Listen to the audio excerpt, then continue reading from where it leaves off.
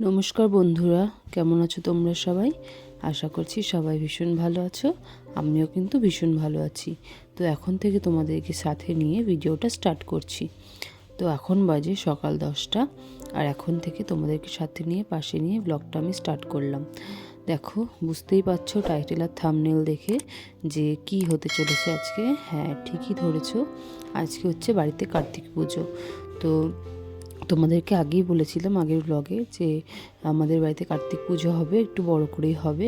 কারণ হচ্ছে আমার জায়ের ছেলেটার একটা মানত আছে, তো সেই মানত পূরণের জন্যই কিন্তু এই পুজো রাখা হয়েছে। তো দেখো, সকাল থেকে আমরা দুই জায়ে মিলে লেগে পড়েছি সকালে পুজোর কাজ করতে। তো দেখো, এদিকে সকাল থেকে নাড়ু ঠাড়ু বানানো হয়েছে, আর এদিকটায় লুচি টুচি হচ্ছে, আর খিচুড়ি হবে ভোগের জন্য, আর পাঁচ তরকারি হবে। তো এগুলো দিয়ে ঠাকুরকে ভোগ দেওয়া হবে। আর যার জন্য এত কিছু, সে কিন্তু এখনো এসে পৌঁছায় বাড়িতে। দেখো, অনুষ্ঠানের সব লোকজন আসবে রাতের বেলায়, তাই ওই কারণে হচ্ছে বাড়িতে সব কাটাকাটি কুটনো কাটা শুরু হয়ে গেছে। সবজি কাটা, চাটনি, খিচুড়ি, পায়েস, আর হবে হচ্ছে পাঁচ তরকারি, এগুলোই হবে আজকে। আর দেখো, পুচকুগুলো দুষ্টুমি করে চলেছে সকাল থেকে। আর এখন প্রায় 11টার ওপরে বেজে গেছে, আর আমাদের কিন্তু ঠাকুরের কাজ করা মোটামুটি শেষ হয়ে গেছে। ওই দিকটায় ভোগের রান্নাগুলো এখনও নাড়ুটা পাকানো বাকি আছে, আর কিছুটা হয়ে এসেছে, সবটা হয়নি বলবো না। আর আলপনাটাও দেওয়া বাকি আছে, আমি আলপনাটা দিয়ে তোমাদের সাথে কথা বলছি। আলপনাটা আমার দেওয়া হয়ে গেছে, আর আলপনা করার সময় কিন্তু আমি ভিডিও শ্যুট করতে পারিনি, কারণ আমার হাতে ফোনটা ছিল, আর আমি ফোনটা দেখে একটু ডিজাইন করছিলাম, কারণ নিজের থেকে আমি করতে পারছিলাম না ডিজাইনটা, আর মনেও আসছিল না, চট করে মাথায় অত কিছু আসেও না। তো যার জন্য অপেক্ষা করছিলাম, সে কিন্তু বাড়িতে চলে এসেছে, আর সমস্ত কিছু জোগাড় আমরা করে রেখেছি। এখন পুরোহিত মশাই আসলেই আমাদের কিন্তু পুজোয় বসে পড়বো।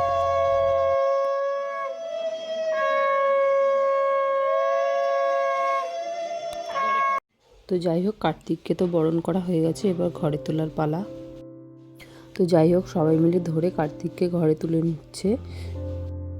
যেহেতু এটা মানদের ঠাকুর, তো এটার হাইটটা কিন্তু হয়েছে আমার জায়ের ছেলে, মানে আমাদের বাড়ির পুচকুটার হাইটের।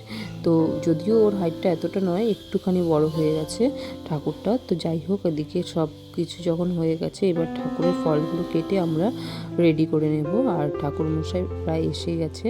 ফল মোটামুটি কাটা হয়েছে, সব কাটা হয়েছে বলবো না।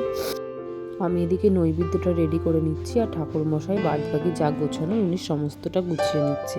আর ওদিকে ঘরের পুজোটা কিন্তু আমার যা দিয়ে দিচ্ছে। এদিকটা সবটা গুছানো হয়ে গেলে তারপরে পুজোর সমস্ত কাজ হয়ে যাবে আর কি, আর ঠাকুরমশাই পুজোতে বসতে পারবেন। এখনও আমার বাড়ির থেকে আমার বোনের আসা বাকি আছে, ও বলেছিল ফল প্রসাদ দেবে, তো ফল কাটতে হবে ওই জন্য। তো এখন এসে পৌঁছায়নি, কখন আসে সেটাই এখন দেখা। ও আসলে আবার আমাকে ফল কাটতে বসতে হবে। মা ওরা এসেছিলো, তো মা ওরা আবার বাড়ি গেছে একটু সন্ধে দিতে, কারণ হচ্ছে এখন এটা তো কার্তিক মাসের শেষ, তো ওই সময় যদি পুজোটা না দেওয়া হয়, মানে আজকে যদি সন্ধে না দেওয়া হয়, তো মায়ের মনটা ভালো লাগছিল না। তো ওই কারণে মা বলছিল যে আমি একটু বাড়ি থেকে সন্ধেটা দিয়ে আসি। তো মা আর মাসি গেছে বাড়িতে সন্ধে দিতে, যেহেতু আমার বাপের বাড়িটা কাছে, তো সেই কারণে ওরা গেছে, গিয়ে সন্ধেটা দিতে গেছে। আর এদিকটায় আমরা দেখে নিচ্ছিলাম ঠাকুরের সেই যে স্নান করানো হয়েছে, অধিবাস করানো হয়েছে না কি বলে ওটাকে, তো ওটাতে হাঁড়ির মধ্যে যে আয়নাটা দেওয়া থাকে, ওটাতে ঠাকুরের মুখটা দেখা যায়। তো আমরা ওটা একটু দেখে নিচ্ছিলাম। ঠাকুরমশাই বললো ঠাকুরকে ভালো করে প্রণাম করে ওটা একটু দেখে নাও। আর আমি দেখতে যাচ্ছিলাম, কিন্তু দেখতেই পাচ্ছিলাম না। প্রথমে নিজের মুখটাই আয়নাতে দেখতে পাচ্ছিলাম, পরে যখন আমরা যা বলে একটু নিচের দিকে নেমে আসো, তখন আমি নিচের দিকে নেমে এসে আর কি দেখতে পারলাম ঠাকুরের মুখটা। আর সত্যি বলতে খুব ভালো লাগছিল দেখতে। আর দেখো, বোনও চলে এসেছে, আর মা ওরা এখনও আসতে পারলো না বাড়ির থেকে। তো আর এই যে আমার মেয়ে, ও তো কিছুতেই দেখতে পারলো না ঠাকুরের মুখ। ওকে যত বলছি নিচের দিকে নেমে আয়, ও কিছুতেই দেখতে পাচ্ছে না। দিয়ে বললাম যে থাক, তোকে আর দেখতে হবে না। তারপরে ও আর দেখলো না, আর কি দেখতেই পারেনি ও।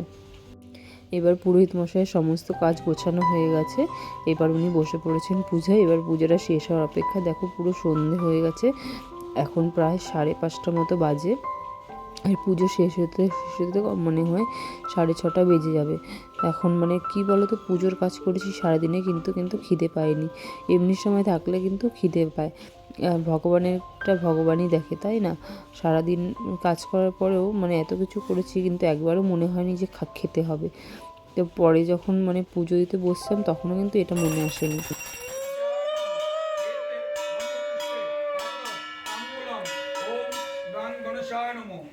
সবাই মিলে বসে আমরা পুজো দেখছিলাম। আর সত্যি বলতে যে ঠাকুরমশাইটা পুজো করছিলেন, উনি এত সুন্দর পুজো করেছেন, সত্যি বলার মতো না। সত্যি খুব ভালো পুজো করেছেন উনি। আর পুজোটা মানে অনেকটা সময় নিয়ে উনি করেছেন। মানে ন্যাচারালি কি হয়, এখনকার দিনের পুরোহিত মশাইরা এতটা সময় নিয়ে কিন্তু পুজো করেন।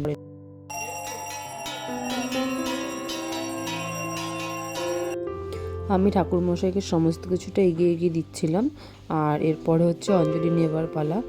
আর এখানে কিন্তু ঠাকুরকে মানে কোলবালিশ বালিশ থেকে শুরু করে ঠাকুরের খেলনা, ঘুড়ি, লাটাই সমস্ত কিছু দেয়া হয়েছে। আর এখানে অঞ্জলি আমরা দিয়ে ফেলেছি। তারপরে শুরু হয়ে গেছে হোমযজ্ঞ। যজ্ঞটা শেষ হয়ে গেলেই তারপরে কিন্তু পুজো শেষ হয়ে যাবে। এখন প্রায় 6টার উপরে বেজে গেছে। পুজো শেষ হতে 6:30 পৌনে 7টা তো বেজেই যাবে। তারপরে শুরু হয়ে যাবে এবার বাড়িতে লোকজন আসা। বাড়িতে লোকজন ঢুকে পড়বে প্রায়। আর পুজোর কিন্তু মানে লোকজন যখন ঢুকবে তখন পুজো যদি শেষ না হয় একটা ভীষণ বড় চাপ পড়ে যাবে। তো যাই হোক, পুজোটা শেষ হয়ে যাক, তারপরে দেখছি যে কি হয়।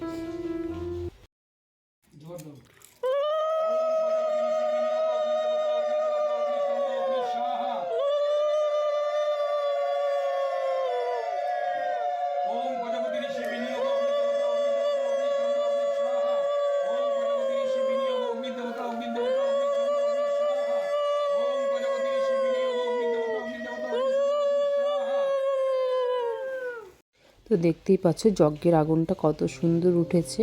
আর আমরা এখানে সবাই ঘোমটা দিয়ে বসে রয়েছিলাম, কারণ ঠাকুরমশাই বলছিল যে মানে যজ্ঞের যে শিখাটা হয় ওটা মাথায় চুলে লাগানো উচিত নয়।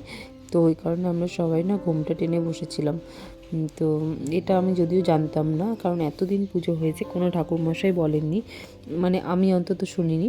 তো যাই হোক, উনি বললো, আমার বেশ ভালোই লাগলো, কারণ ওনার পুজোগুলো দেখে মনে হলো যে না, সত্যি উনি খুব ভালো পুজো করেন। তো ভালো লাগলো, পুজোটা এত সুন্দরভাবে কেটেছে। আর আজকে সারাটা দিনও খুব সুন্দরভাবে কেটেছে। এখন শুধু রাতটুকুর পালা। আর এখন সবাই মানে এতটাই ক্লান্ত সারাদিনের কাজকর্ম করে, মানে একটা পুজো বাড়িতে সামলানো কিন্তু চারটিখানি কথা নয়। তো ওই বাড়িতে সারাদিন সকাল থেকে সবাই প্রচুর পরিমাণে খাটাখাটনি করার পর এখন সবাই ক্লান্ত। এখন সবার একটু মানে মনে হচ্ছে যে কখন গিয়ে একটু বিছানায় পড়বো। তো কিন্তু কিছু করার নেই, বাড়িতে সন্ধ্যেবেলায় লোকজন আসবে। তো ওই লোকজন আসার পরে ওদেরকে খাবার দাবার দেয়া, লোকজনের সাথে একটু কথা বলা, তো ওগুলো করতে হবে। কিছু করার নেই, শরীর যতই খারাপ লাগুক না কেন, বাড়িতে একটা অনুষ্ঠান বলে কথা। তো যাই হোক, আমি একটুখানি দেখি যদি ফাঁক পাই তো একটু রেস্ট নিয়ে নেব। দেখা যাক, কারণ শরীরে এত ব্যথা, মানে গা হাত পা প্রচণ্ড ব্যথা করছে, কোমর যন্ত্রণা করছে, এমন শুরু হয়ে গেছে। যজ্ঞটা শেষ হয়ে গেলেই আমি একটু দেখি যদি ফাঁক পাই তো একটু রেস্ট নিয়ে নেব, নাহলে এতটা রাত্রির এভাবে থাকা সম্ভব হবে না। তো এদিকে পুজো প্রায় শেষের দিকে, মানে পুরো শেষ পর্ব চলছে পুজোর এখানটায়। ঠাকুরমশাই মানে অনেকটা সময় নিয়ে পুজো করেছে। আর এদিকে সবাই বাড়িতে প্রায় টুকটুক করে চলেও আসছে লোকজন। তো আমাদের বাড়ির কার্তিক পুজো তোমাদের কেমন লাগলো একটু কমেন্ট করে জানাতে ভুলো না। আর কাদের কাদের বাড়িতে কার্তিক ফেলে গেছে সেটা কিন্তু কমেন্ট করতে ভুলো না। আমাদের বাড়িতে কার্তিক এবছর ফেলে যায়নি, কিন্তু প্রতি বছরই ফেলে যায়। এই নিয়ে 5 বছর পুজো হচ্ছে, কিন্তু এবছর ফেলে যায়নি। আগে 3-4 বছর ফেলে দিয়ে গেছিলো, যদিও তখন আমি ছিলাম না, আমি 1 বছরই দেখেছি। তো এই বছরটা হচ্ছে মানদের পুজো ছিল। এই বছর কোনো কিন্তু কার্তিক ফেলে যায়নি। তো দেখা যাক, এই বছর করে হয়তো বন্ধ করে দেবে, ইচ্ছা আছে। কিন্তু যদি নেক্সট বছর আবার ফেলে যায় তখন তো আর কিছু করার নেই। তো দেখো বাড়িতে লোকজন চলে এসেছে, সবাই খাওয়া দাওয়া পর্ব শুরু হয়ে গেছে। দেখতে পাচ্ছ অনেক লোক এসেছে আজকে আমাদের বাড়িতে। তো আজকের মতো ভিডিওটা এইটুকুই থাকলো। সারাদিন প্রচুর পরিশ্রম গেছে, প্রচুর ক্লান্ত হয়ে গেছি। আজকের মতো ভিডিওটা এইটুকু। সবার কেমন লাগলো একটু কমেন্ট করে জানাতে ভুলো না। আশা করছি সবার ভালো লাগবে আজকের ভিডিওটা। আর আমার এই ছোট্ট পরিবারের যদি তোমরা সদস্য হতে চাও তাহলে কিন্তু অবশ্যই চ্যানেলটা সাবস্ক্রাইব করতে ভুলো না। আজকের মতো টাটা সবাইকে, সবাই ভালো থেকো, সুস্থ থেকো।